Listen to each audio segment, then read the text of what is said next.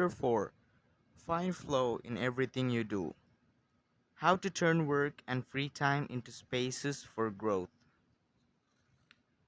We are what we repeatedly do. Excellence, then, is not an act but a habit. By Aristotle. Growing with the flow. Imagine you're skiing down one of your favorite slopes. Powdery snow flies upon both sides of you like white sand. Conditions are perfect. You are entirely focused on skiing as well as you can. You know exactly how to move at each moment. There is no future, no past. There is only the present. You feel the snow, your skis, your body, and your consciousness united as a single entity. You are completely immersed in the experience, not thinking about or distracted by anything else. Your ego dissolves, and you become part of what you are doing. This is the kind of experience Bruce Lee described with his famous "Be water, my friend." We've all felt our sense of time vanish when we lose ourselves in an activity we enjoy. We start cooking, and before we know it, several hours have passed. We spend an afternoon with a book and forgot about the world going by until we notice the sunset and realize we haven't eaten dinner. We go surfing and don't realize how many hours we have spent in the water until the next day when our muscles ache. The opposite can also happen. When we have to complete a task we don't want to, every minute feels like a lifetime and we can't stop looking at our watch. As the quip attributed to Einstein goes, put your hand on a hot stove for a minute and it seems like an hour. Sit with a pretty girl for an hour and it seems like a minute. That is a relativity. The funny thing is that someone else might really enjoy the same task, but we want to finish as quickly as possible. What makes us enjoy doing something so much that we forget about whatever worries we might have while we do it? When are we happiest? These questions can help us discover our Ikigai. The power of flow. These questions are also at the heart of psychologist Mihaly Csikszentmihalyi's research into the experience of being completely immersed in what we are doing. Csikszentmihalyi called the state flow and described it as the pleasure, delight, creativity, and process when we are completely immersed in life. There is no magic recipe for finding happiness, for living according to your ikigai, but one key ingredient is the ability to reach the state of flow and, through the state, to have an optimal experience. In order to achieve this optimal experience, we have to focus on interesting the time we spend on activities that bring us to the state of flow, rather than allowing ourselves to get caught up in activities that offer immediate pleasure, like eating too much, abusing drugs or alcohol, or stuffing ourselves with chocolate in front of the TV. As Csikszent Mihaly asserts in this book Flow, the psychology of optimal experience. Flow is the state in which people are so involved in an activity that nothing else seems to matter. The experience itself is so enjoyable that people will do it even at great cost for the sheer sake of doing it. It is not only creative professionals who require the high doses of concentration that promote flow. Most athletes, chess players, and engineers also spend much of their time on activities that bring them to this state. According to Siddharth Mihali's research, a chess player feels the same way upon entering a state of flow as a mathematician working on a formula or a surgeon performing an operation. A professor of psychology, Csikszentmihalyi analyzed data from people around the world and discovered that flow is the same among individuals of all ages and cultures. In New York and Okinawa, we all reach a state of flow in the same way. But what happens to our mind when we are in that state? When we flow, we are focused on a concrete task without any distractions. Our mind is in order, the opposite occurs when we try to do something while our mind is on other things. If you often find yourself losing focus while working on something you consider important, there are several strategies you can employ to increase your chances of achieving flow. The 7 conditions for achieving flow. According to researcher Owen Scaffer of DePaul University, the requirements for achieving flow are: 1. Knowing what to do, 2. Knowing how to do it, 3. Knowing how well you are doing, 4. Knowing where you go, where navigation is involved, 5. Perceiving significant challenges, 6. Perceiving significant skills, 7. Being free from distractions. Strategy 1. Choose a difficult task, but not too difficult. Scaffer's model encourages us to take on tasks that we have a chance of completing but are slightly outside our comfort zone. Every task, sport, or job has a set of rules, and we need a set of skills to follow them. If the rules for completing a task or achieving a purpose are too basic relative to our skill set, we will likely get bored. Activities that are too easy lead to apathy. If, on the other hand, we assign ourselves a task that is too difficult, we won't have skills to complete it and will almost certainly give up and feel frustrated to boot. The ideal is to find a middle path, something aligned with our abilities, but just a bit of a stretch, so we experience it as a challenge. This is what Ernest Hemingway meant when he said, "Sometimes I write better than I can." We want to see challenges through to the end because we enjoy the feeling of pushing ourselves. Bertrand Russell expressed a similar idea when he said, "To be able to concentrate for a considerable amount of time is essential to difficult achievement." If you're a graphic designer, learn a new software program for your next project. If you're a programmer, use a new programming language. If you're a dancer, try to incorporate into your next routine a movement that has seemed impossible for years. Add a little something extra, something that takes you out of your comfort zone. Even doing something as simple as reading means following certain rules, having certain abilities and knowledge. If we set out to read a book on quantum mechanics for specialists in physics without being specialists in physics ourselves, we'll probably give it up after a few minutes. On the other end of the spectrum, if we already know everything a book has to tell us, we'll get bored right away. However, if the book is appropriate to our knowledge and abilities and builds on what we already know, we'll immerse ourselves in our reading and time will flow. This pleasure and satisfaction are evidence that we are in tune with our Ikigai. Strategy 2. Having a clear, concrete objective.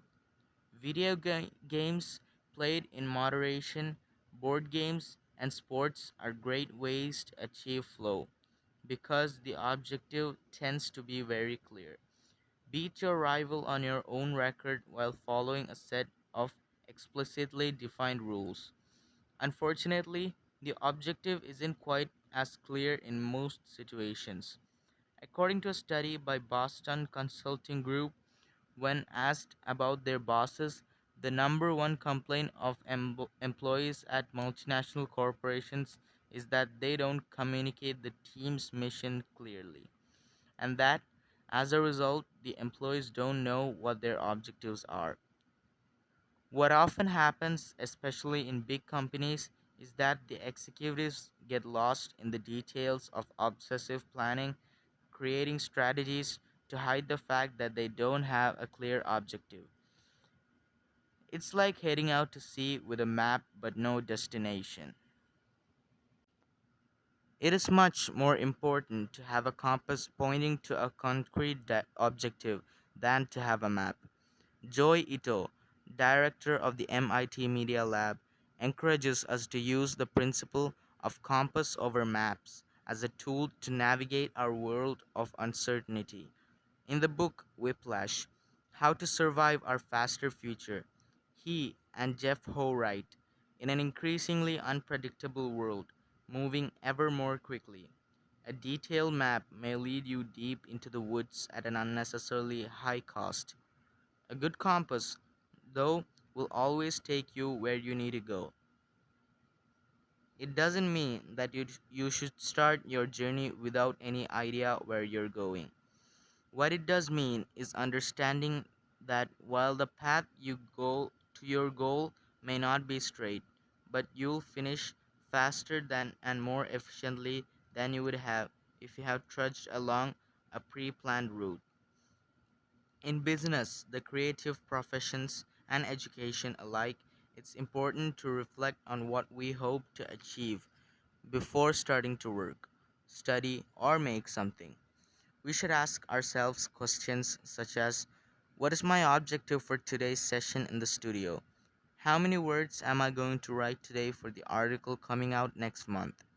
What is my team's mission? How fast will I set the metronome tomorrow in order to play that sonata in an allegro tempo by the end of the week? Having a clear objective is important in achieving flow, but we also have to know how to leave it behind when we get down to business. Once the journey has begun, we should keep this objective in mind without obsessing over it. When Olympic athletes compete for a gold medal, they can't stop to think how pretty the medal is. They have to be present in the moment. They have to flow. If they lose focus for a second, thinking how proud they'll be to show the medal to their parents, they'll almost certainly commit an error at a critical moment and will not win the competition. One common example of this is writer's block. Imagine that a writer has to finish a novel in 3 months. The objective is clear. The problem is that the writer can stop obsessing over it. Every day she wakes up thinking, I have to write the novel, and every day she sets about reading the newspaper and cleaning the house. Every evening she feels frustrated and promises she'll get to work the next day. Days, weeks, and months pass, and the writer still hasn't gotten anything down on the page, when all it would have taken was to sit down and write that first word out, when the second, to flow with the project, expressing her ikigai.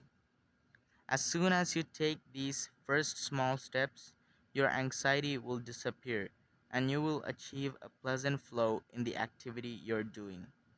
Getting back to Albert Einstein, a happy man is too satisfied with the present to dwell in the future. Strategy 3. Concentrate on a single task. This is perhaps one of the greatest obstacles we face today, with so much technology and so many distractions. We're listening to a video on YouTube while writing an email when suddenly a chat prompt pops up and we answer it. Then our smartphone vibrates in our pocket. Just as soon as we respond to their message, we're back at our computer, logging on to Facebook. Pretty soon, 30 minutes have passed, and we've forgotten that the email we were writing was supposed to be about.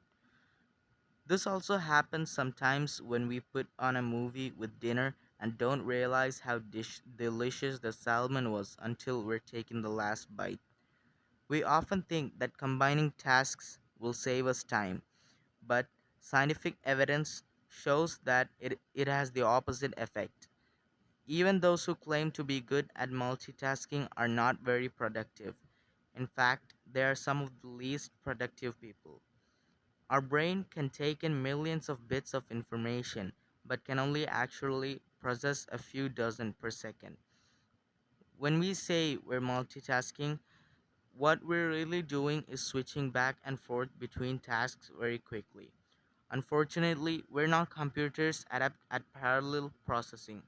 We end up spending all our energy alternating between tasks instead of focusing on doing one of them well. Concentrating on one thing at a time may be the single most important factor in achieving flow.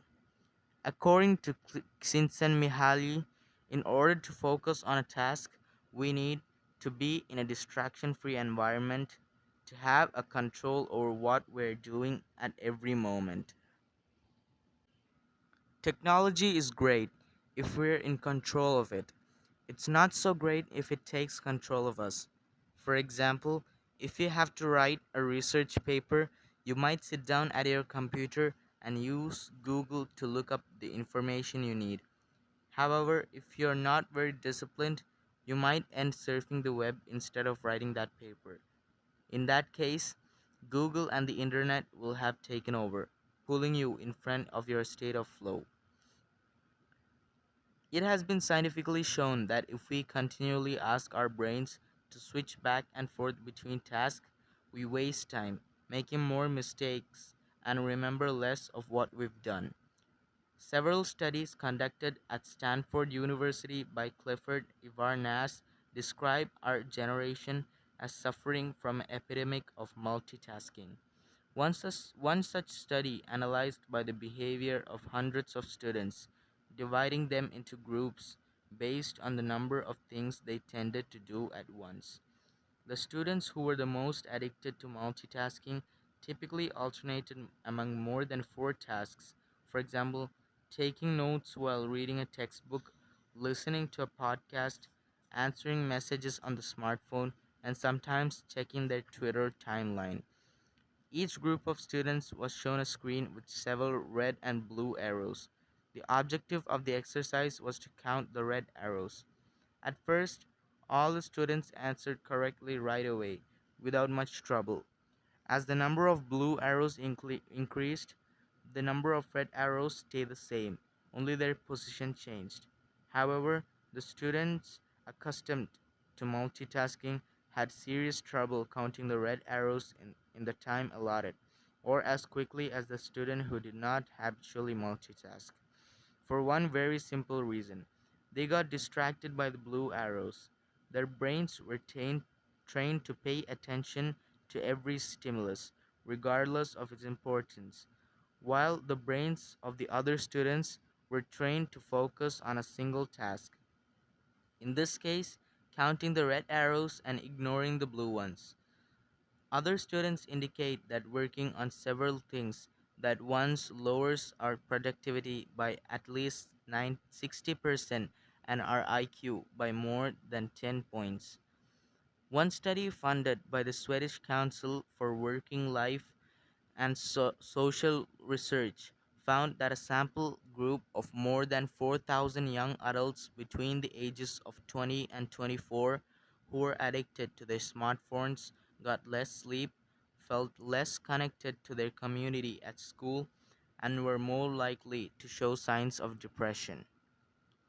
What can we do to avoid falling victim to this flow empiric evidence? How can we train our brains to focus on a single task? Here are a few ideas for creating a space and time free of distractions to increase our chances of reaching a state of flow and thereby getting in touch with our Ikigai. Don't look at any kind of screen for the first hour you're awake and the last hour before you sleep. Turn off your phone before you achieve flow. There is nothing more important than the task you have chosen to do during this time. If this seems too extreme, enable the do not disturb function so only the people closest to you can contact you in case of emergency. Designate one day of the week, perhaps a Saturday or a Sunday, a day of technological fasting, making exceptions only for e-readers without Wi-Fi or MP3 players. Go to a cafe that doesn't have Wi-Fi. Read and respond to email only once or twice per day. Define those times clearly and stick to them. Try the Pomodoro technique. Get yourself a kitchen timer. Some are made to look like a pomodoro or tomato and commit to working on a single task as long as it's running.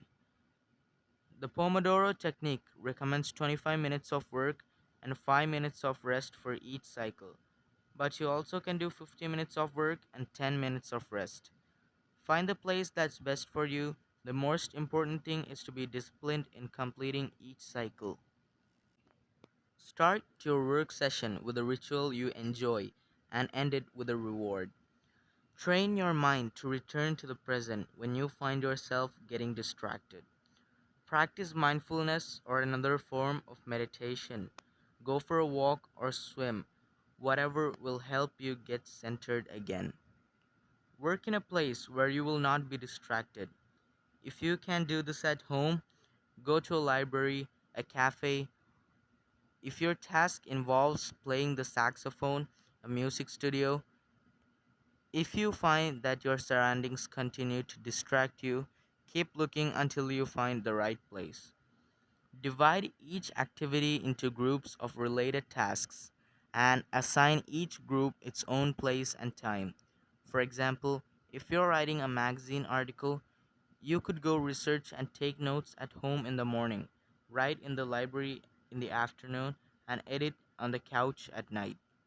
Bundle routine tasks such as sending out invoices, making phone calls, and so on, and do them all at once. Flow in Japan. Takumis, engineers, geniuses, and otakus. What do takumis, artisans, engineers, inventors, and otakus, fans of anime and manga, have in common?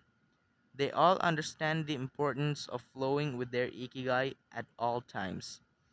One widespread stereotype about people in Japan is that they're exceptionally dedicated and hardworking, even though some Japanese people say they look like they're working harder than they really are. There is no doubt, though, about their ability when there is a problem to be solved. One of the first words one learns when starting Japanese lessons is ganbaru, which means to preserve or to stay firm by doing one's best. Japanese people often apply themselves to even the most basic tasks with an intensity that borders on obsession. We see this in all kinds of contexts, from the retirees taking meticulous care of their rice fields in the mountains of Nagano to the college students working the weekend shift in convenience stores known as kombinis. If you go to Japan, you'll experience this attention to detail firsthand in almost every transaction. Walk into one of the stores that sell handcrafted objects in Naha, Kanazawa, or Kyoto, and you'll also discover that Japan is a treasure trove of traditional craftwork. The people of Japan have a unique talent for creating new technologies while preserving artisanal traditions and techniques. The art of the Takumi. Toyota employs artists who are able to make a certain type of screw by hand. These takumi, or experts in a particular manual skill, are extremely important to Toyota, and they are hard to replace. Some of them are only people who know how to perform their exact skill, and it doesn't seem as though a new generation is going to take up the mantle. Turntable needles are another example. They're produced almost exclusively in Japan, where you can find the last remaining people who know how to use the machinery required to make these precision needles, and who are trying to pass on their knowledge to their descendants. We met a Takumi on a visit to Kumano, a small town near Hiroshima. We were there for the day working on a photo essay for one of the most famous brands of makeup brushes in the West.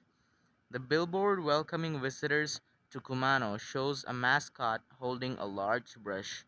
In addition to the brush factories, the town is full of little houses and vegetable gardens. Heading farther in, you can see several Shinto shrines at the base of the mountains that surround the town. We spent hours taking photos in factories full of people in orderly rows, each doing a single task, such as painting the handles of the brushes or loading boxes of them onto trucks, before we realized we still hadn't seen anyone actually putting bristles onto the brush heads. After we asked about this and got the runaround several times, the president of one company agreed to show us how it was done. He led us out of the building and asked us to get into his car. After a 5-minute drive, we parked next to another small structure and climbed the stairs. He opened a door, and we walked into a small room filled with windows that let in lovely natural light. In the middle of the room was a woman wearing a mask. You could see only her eyes. She was so focused on choosing individual bristles for the brushes, gracefully moving her hands and fingers, using scissors and combs to sort the bristles, that she didn't even notice our presence. Her movements were so quick it was hard to tell what she was doing. The president of the company interrupted her to let her know that we'd been taking photos as she worked. We couldn't see her mouth, but the glint in her eye and the cheerful inflection in her speech let us know that she was smiling. She looked happy and proud, talking about her work and responsibilities. We had to use extremely fast shutter speeds to capture her moments. Her hands danced and flowed in concert with her tools and the bristles she was sorting. The president told us that this Takumi was one of the most important people in the company, even though she was hidden away in a separate building. Every bristle of every brush the company made passed through her hands. Steve Jobs in Japan. Apple co-founder Steve Jobs was a big fan of Japan. Not only did he visit the Sony factories in the 1980s and adopt many of their methods when he found Apple, he was also captivated by the simplicity and quality of Japanese porcelain in Kyoto. It was not, however, an artisan from Kyoto who won Steve Jobs' devotion, but rather a Takumi from Toyama named Yukio Shakunga, who used a technique called Echu Setoyaki, known by only a few. On a visit to Kyoto, Jobs heard of an exhibition of Shakunaga's work. He immediately understood that there was something special about Shakunaga's proclean. As a matter of fact, he brought several cups, vases, and plates and went back to the show 3 times that week. Jobs returned to Kyoto several times over the course of his life in search of inspiration and ended up meeting Shakunga in person. It is said that Jobs had many questions for him, almost all of them about the fabrication process and the type of proclean he used. Shakunga explained that he used white proclean he extracted himself from mountains in the Toyama prefecture, making him the only artist of his ilk familiar with the fabrication process of proclean objects from their origins in the mountains to their final form, an authentic Takumi. Jobs was so impressed that he considered going to Toyama to see the mountain where Shakunga got his proclean, but thought better of it when he heard that it was more than 4 hours by train from Kyoto. In an interview after Jobs' death, Shakunga said he was very proud that his work had been appreciated by the man who created the iPhone. He added that Jobs' last purchase from him had been a set of 12 teacups.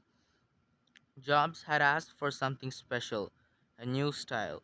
To satisfy his request, Shakunga made 150 teacups in the process of testing out new ideas.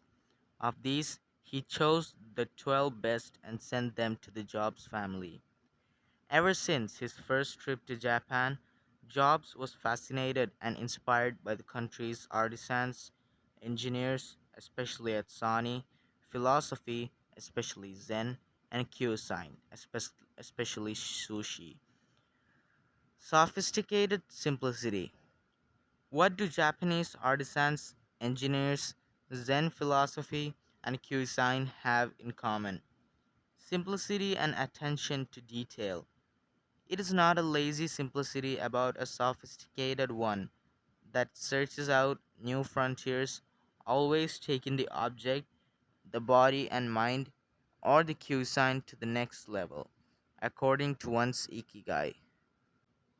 As Csikszentmihalyi would say, The key is always having a meaningful challenge to overcome in order to maintain flow. The documentary Jiro Dreams of Sushi gives us another example of a Takumi, this time in the kitchen. Its protagonist has been making sushi every day for more than 80 years and owns a small sushi restaurant near the Ginza subway station in Tokyo. He and his son go every day to the famous Tsukiji fish market and choose the best fish to bring back to the restaurant. In the documentary, we see one of Jiro's apprentices learning to make tamago, a thin, slightly sweet omelette. No matter how hard he tries, he can't get Jiro's approval. He keeps practicing for years until he finally does. Why does the apprentice refuse to give up? Doesn't he get bored cooking eggs every day? No, because making sushi is his ikigai too. Both Jiro and his son are culinary artists. They don't get bored when they cook. They achieve a state of flow. They enjoy themselves completely when they are in the kitchen. That is their happiness, their ikigai. They've learned to take pleasure in their work, to lose their sense of time. Beyond the close relationship between father and son, which helps them keep the challenge going each day, they also work in a quiet, peaceful environment that allows them to concentrate. Even after receiving a 3-star rating from Michelin, they never considered opening other locations or expanding the business. They serve just 10 patrons at a time at the bar of their small restaurant. Jiro's family isn't looking to make money. Instead, they value good working conditions and creating an environment in which they can flow while making the best sushi in the world. Jiro, like Yukio Shakunga, begins his work at the source. He goes to fish market to find the best tuna. Shakunaga goes to the mountains to find the best procleane. When they get down to work, both become one with the object they are creating. This unity with the object that they reach in a state of flow takes on special meaning in Japan, where, according to Shintoism, forests, trees, and objects have a kami, spirit or god, within them. When someone, whether an artist, an engineer, or a chef, sets out to create something, his or her responsibility is to use nature to give it life, while respecting that nature at every moment. During this process, the artisan becomes one with the object and flows with it.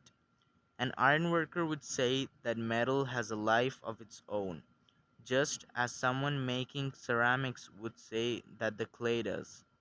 The Japanese are skilled at bringing nature and technology together, not man versus nature, but rather a union of the two. The purity of Ghibli. There are those who say that the Shinto value of being connected with nature is vanishing. One of the harshest critics is this loss is another artist with a clearly defined ikigai, Hayao Miyazaki, the director of the animated films produced by Studio Ghibli. In nearly all his films, we see humans, technology, fantasy, and nature in a state of conflict, and, in the end, coming together. One of the most poignant metaphors in his film, Spirited Away, is an obese spirit covered in trash that represents the pollution of the rivers. In Miyazaki's films, forests have personalities, trees have feelings, and robots befriend birds. Considered a national treasure by the Japanese government, Miyazaki is an artist capable of becoming completely absorbed in his art. He uses a cell phone from the late 1990s, and he makes his entire team draw by hand.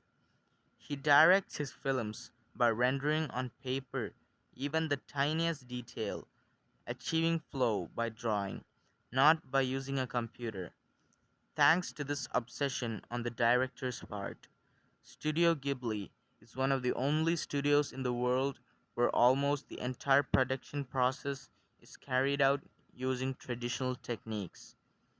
Those who have visited Studio Ghibli know that it is fairly typical on a given Sunday to see a solitary individual tucked away in a corner, hard at work.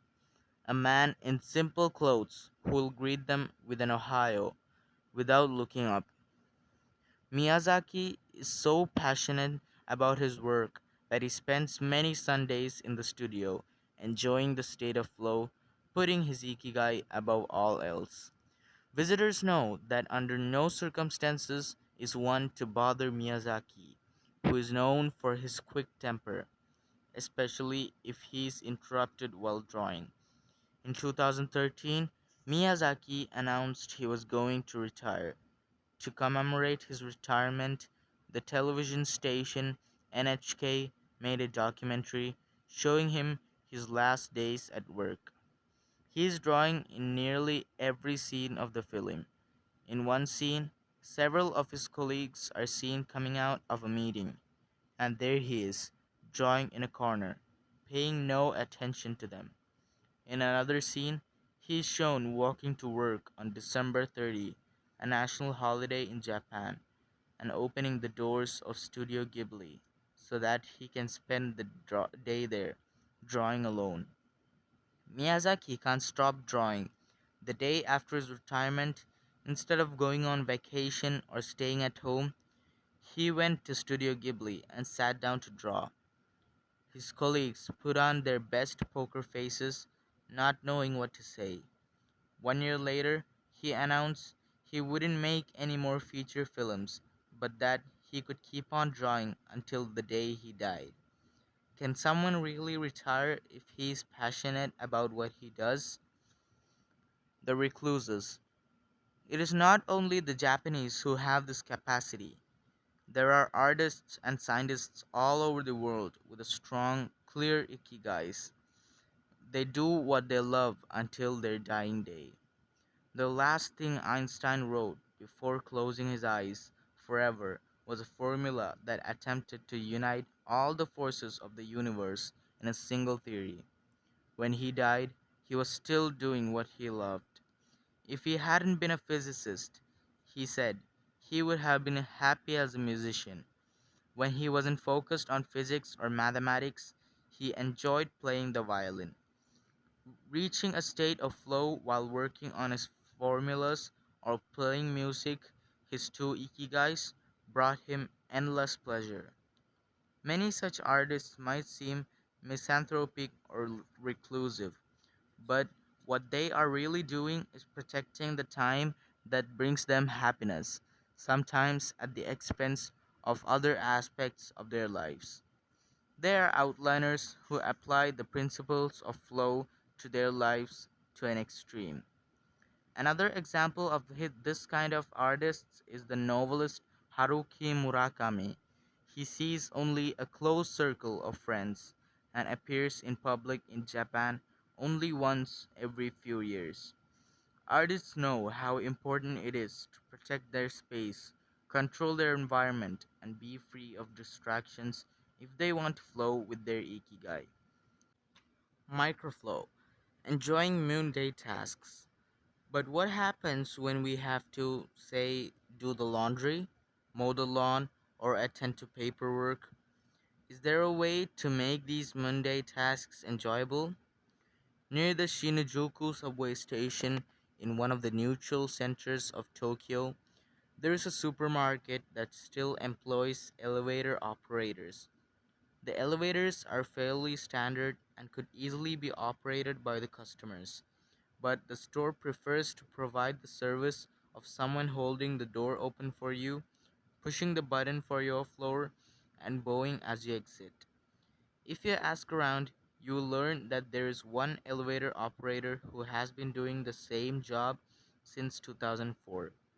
She is always smiling and enthusiastic about her work.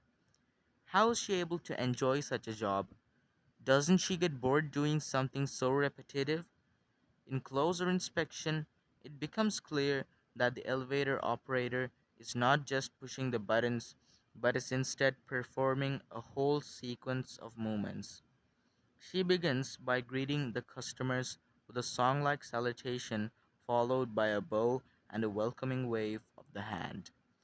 Then she presses the elevator button with a graceful movement, as though she is a geisha offering a client a cup of tea. Mihaly calls this microflow. We've all been bored in a class or at a conference and started doodling to keep ourselves entertained, or whistled while painting a wall. If we're not truly being challenged, we get bored and add a layer of complexity to amuse ourselves. Our ability to turn routine tasks into moments of microflow, into something we enjoy, is key to our being happy, since we all have to do such tasks. Even Bill Gates washes the dishes every night. He says he enjoys it, that it helps him relax and clear his mind, and that he tries to do it a little better each day, following an established order or set of rules he's made for himself. Plates first, forks second, and so on. It's one of his daily moments of microflow. Richard Feynman, one of the most important physicists of all time, also took pleasure in routine tasks. W. Daniel Hillis, one of the founders of the supercomputer manufacturer Thinking Machines, hired Feynman to work on the development of a computer that could handle parallel processing when he was already world famous. He says Feynman showed up on his first day of work and said, "Okay, boss, what's my assignment?" They didn't have anything prepared, so they asked him to work on a certain mathematical problem. He immediately realized they were giving him an irrelevant task to keep him busy and said, "That sounds like a bunch of baloney. Give me something real to do." So they sent him to a nearby shop to buy office supplies, and he completed his assignment with a smile on his face. When he didn't have something important to do or needed to rest his mind, Feynman dedicated himself to microflowing, say, painting the office walls. Weeks later, after visiting the Thinking Machine offices, a group of investors declared, "You have a Nobel laureate in there painting walls and soldering circuits." Instant vacations, getting there through meditation. Training the mind can get us to a place of flow more quickly. Meditation is one way to exercise our mental muscles. There are many types of meditation, but they all have the same objective: calming the mind, observing our thoughts and emotions, and centering our focus on a single object. The basic practice involves sitting with a straight back and focusing on your breath. Anyone can do it, and you feel a difference after just one session. By fixing your attention on the air moving in and out of your nose, you can slow the torrent of thoughts and clear your mental horizons. The Archer's Secret. The winner of the 1988 Olympic gold medal for archery was a 17-year-old woman from South Korea. When asked how she prepared, she replied that the most important part of her training was meditating for 2 hours each day. If we want to get better at reading a state of flow, meditation is an excellent antidote to our smartphones and their notifications constantly clamoring for our attention. One of the most common mistakes among people starting to meditate is worrying about doing it right. Achieving absolute mental silence or reaching nirvana, the most important thing is to focus on the journey. Since the mind is a constant swirl of thoughts, ideas, and emotions, slowing down the centrifuge, even for just a few seconds, can help us feel more rested and leave us with a sense of clarity. In fact, one of the things we learn in the practice of meditation is not to worry about anything that flits across our mental screen.